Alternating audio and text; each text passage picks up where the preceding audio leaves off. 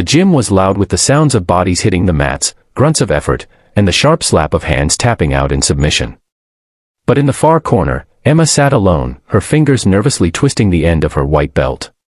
She had joined this jiu-jitsu class 6 months ago, hoping to learn self-defense and maybe find a little confidence. Instead, she'd found herself the quiet outsider, the one no one took seriously. Careful, a brown belt had joked on her first week.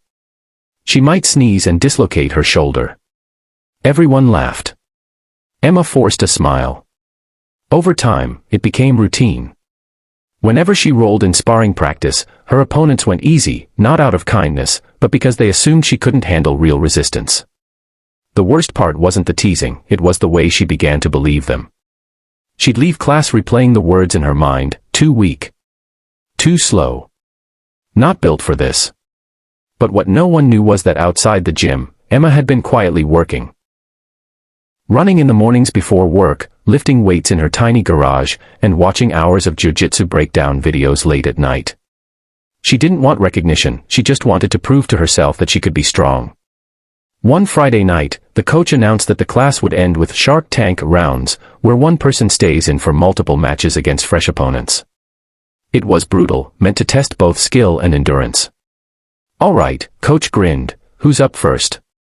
Before she could overthink it, Emma raised her hand. The first few rounds went as expected. Blue belts rolled in and gave her light pressure, tapping her quickly but with little urgency. Then coach's voice boomed, "Black belt, you're up." Emma froze. This wasn't just any black belt, it was Marco, the gym's most decorated competitor. He was a 2-time state champion, with a reputation for dismantling opponents in seconds. He smirked as he stepped forward. "Don't worry," he said, "I'll go easy." Something inside Emma snapped. The months of being underestimated, the countless whispers of "too weak," all of it boiled into a quiet fire. The timer beeped. Marco reached out to grab her collar, but instead of retreating, Emma shot forward, dropping low. In one fluid motion, she swept his leg, rolled over his guard, and locked in a triangle choke. His eyes widened in surprise, his hands clawing at her arms. She tightened her legs, every muscle screaming, refusing to let go. 14 seconds. That's all it took before Marco tapped. The room went silent. Emma stood up, her chest heaving, not in triumph over Marco, but in disbelief. She had done it. She hadn't just survived, she had won. Marco pulled himself up, still stunned, then broke into a grin. "Well," he said, "looks like you're stronger than we thought." From that day, the whispers changed. No one called her weak anymore. But more importantly, Emma no longer believed it herself. She still faced tough rolls, still lost matches. But every time the morning bell had barely rung when the hallway fell silent. Students leaned against their lockers, eyes darting nervously toward the center of the crowd forming by the vending machines. Everyone knew the tension that hung in the air, it was Jason. The school's most feared bully.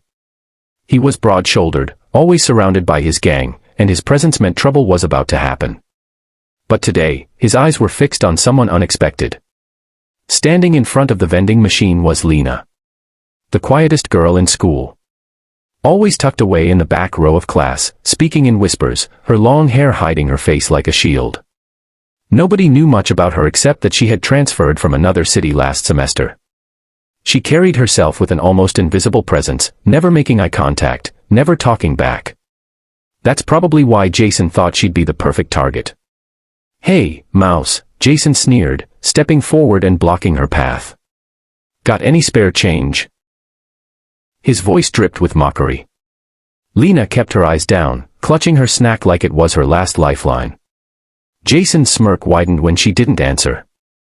"Oh, so you're too good to talk to me now." He reached forward and placed his hand firmly on her shoulder, an action that would ignite something nobody saw coming. In that exact moment, Lena's entire demeanor shifted. It was subtle at first, her shoulders straightened, her grip loosened on the snack, and for the first time, she raised her head. Her eyes locked onto Jason's, and the hallway seemed to shrink under the weight of that glare. Jason, confused but still cocky, didn't see the storm building in front of him. Without warning, Lena moved. 10 seconds, no more. That's all it took for the bully to go from confident predator to wide-eyed, breathless shock. She grabbed his wrist, twisting it in a way that made him stagger, then swept his legs from under him with precision. He hit the floor hard, his friends frozen in disbelief. Her movements weren't frantic, they were controlled, efficient, like she had done this 1,000 times before. Jason scrambled up, clutching his wrist, but Lena's eyes stayed locked on his. Her voice was calm, almost too calm. Don't ever touch me again. The crowd was dead silent. Nobody had ever stood up to Jason before, let alone dropped him like that. Whispers rippled through the hallway as she walked away, leaving Jason's gang unsure whether to help him or pretend they didn't know him. What nobody in that hallway knew was that Lena's story went far deeper than a single act of defiance. Years before, in her old school, she had been relentlessly bullied, not by one, but by many. The verbal taunts, the physical shoves, the feeling of being powerless, it had nearly broken her. Her parents, desperate to help, had enrolled her in a self-defense program, thinking it might boost her confidence. They had no idea it would awaken something fierce inside her. Lena didn't just learn self-defense, she became